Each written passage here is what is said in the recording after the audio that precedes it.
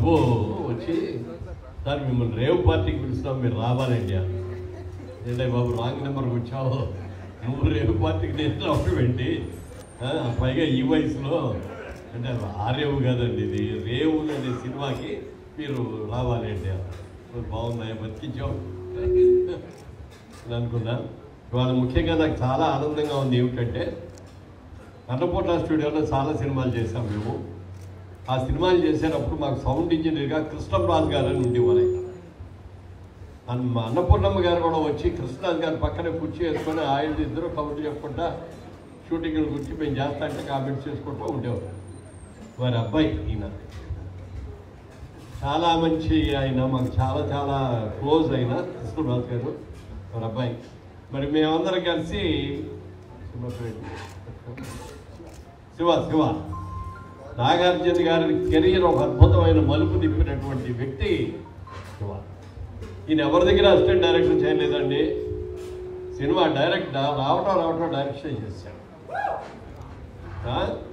చేయటమే కాకుండా అది అంత పెద్ద హిట్ అయిందంటే ఆ సినిమా చెప్పడానికి లేదు.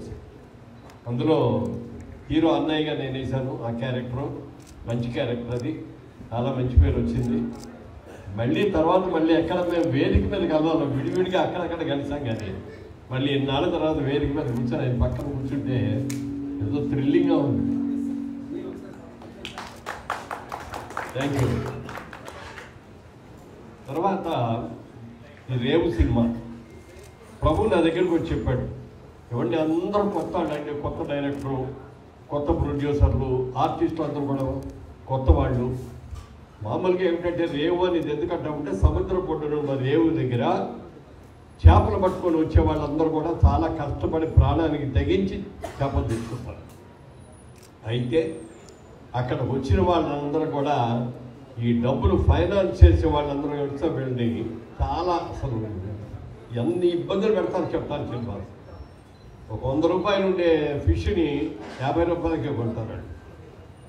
అదేమంటే నీకు అప్పించావు తీర్చు, ఈ రేట్కే తీసుకుంటావు అన్నట్లా ఇట్లా చేసుకుంటారు. వాళ్ళు చాలా ఇబ్బందులు పెడతారు. అలాంటి సమస్యను తీసుకొని ఓ సినిమా చేస్తున్నారు, ఇది పూర్తిగా సీ బ్యాక్గ్రౌండ్ అండి, రేవే ఇది అని చెప్పినప్పుడు చాలా సంతోషం వేసింది. ఇవాళ ఈ ప్రజెంటేషన్ ఇది కూడా చూస్తే చాలా బాగుందని అనిపించింది. మరి ఈ మధ్య మీరందరూ కూడా చూసుంటారు, బలగం సినిమా చూసుంటారు కదా. చాలా చిన్న యాక్టర్లతోటి ఒక టీవీలో జబర్దస్త్లో చేసే ఒక యాక్టర్ డైరెక్ట్ చేసి ఆ సినిమా ఎంత పెద్ద హిట్ అయింది, ఎన్ని అవార్డ్స్ వచ్చినాయి దానికి. అలాగే ఈ సినిమా కూడా ఒక అద్భుతమైన విజయం చెందుతుంది. తప్పకుండా డైరెక్టర్ని ఉంటానికి సరిగా గాలిస్తే ఉన్నాడు. కానీ ఈ సినిమా రిలీజ్ అయిన తర్వాత పెద్ద డైరెక్టర్ అయిపోతాడు గ్యారంటీగా. జనరల్గా సినిమా స్టార్స్తో ఉన్న సినిమా అయితే ఓపెనింగ్స్ అద్భుతంగా వచ్చేస్తే మొదటి రోజే టాక్ వచ్చేస్తాయి.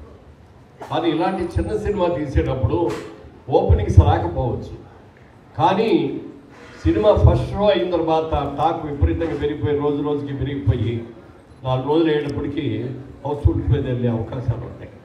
అలాంటి అవకాశం ఈ సినిమాకి రావాలని కోరుకుంటున్నాం. ముఖ్యంగా మురళి గారు మరి ఈ ప్రాజెక్ట్ చూసి ఆయన చాలా సంతోషపడి మేము చేస్తామండి అని చెప్పి రావటం, మరి ప్రభు గారిని ఈ టీం వాళ్ళు ప్రభుని సెలెక్ట్ చేసుకోవడం కూడా చాలా గొప్ప విషయం అండి. ఎందుకంటే తెలుగు సినిమా ఇండస్ట్రీలో జర్నలిస్ట్లో one of the best journalist అన్నమాట ఆయన.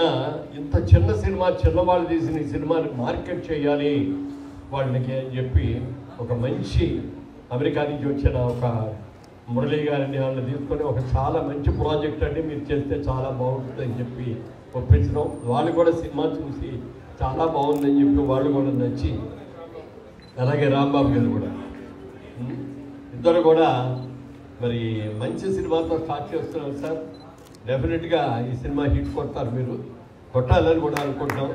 ఎప్పుడైనా సరే పెద్ద స్టార్స్ ఉన్న సినిమాలు రిలీజ్ అయ్యి హిట్ అయ్యేదానికంటే కూడా చిన్న సినిమా తీసి సూపర్ హిట్ అయితే దానికి వచ్చే కిక్కే వేరు. అలాంటి కిక్కు ఈ సినిమాకి రావాలి మీకు. మరి రామ్ గోపాల్ గారు చెప్తారు, ఆయన ఏమీ తెలియని చిన్న ఆర్టిస్టులు తీసుకొని ఎంత పెద్ద హిట్స్ చేశారు ఆయన. ఆయన సినిమా వచ్చిందంటేనే ఏదో కాంట్రవర్సీ ముందు క్రియేట్ చేసేస్తారు. ఆ కాంట్రవర్సీ అయిన తర్వాత అది ఏంటో చూద్దామని ఒక ఇంట్రెస్ట్ క్రియేట్ చేస్తారు. అంటే ఆయనంత గొప్ప మార్కెటింగ్ ఆఫీసర్కి పోవడం, సినిమాని మార్కెట్ చేసేస్తాడు. ఆ 1 వీక్ వచ్చే కలెక్షన్ చాలా అయింది. అలాంటి జమ్ ఆఫ్.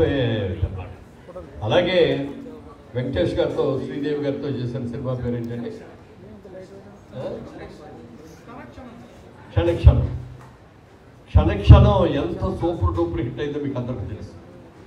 శ్రీదేవి గారు ఆ సినిమా పాటను చూసిన తర్వాత బాంబే వెళ్ళి ప్రొడ్యూసర్లు హీరోలతో అందరి దగ్గర కూడా మీరందరూ రామ్ గోపాల్ పాటలు తీసారు సార్, చూడండి ఎంత అద్భుతంగా ఉన్నాయో అని అందరికీ చెప్పడం, వాళ్ళందరూ వచ్చి ప్రొజెక్ట్ చేసుకుని వాళ్ళ సినిమా చూసి ఎంత ఆనందపడిపోయారో. ఒక్క దెబ్బకి ఆయన టాలీవుడ్ నుంచి బాలీవుడ్కి.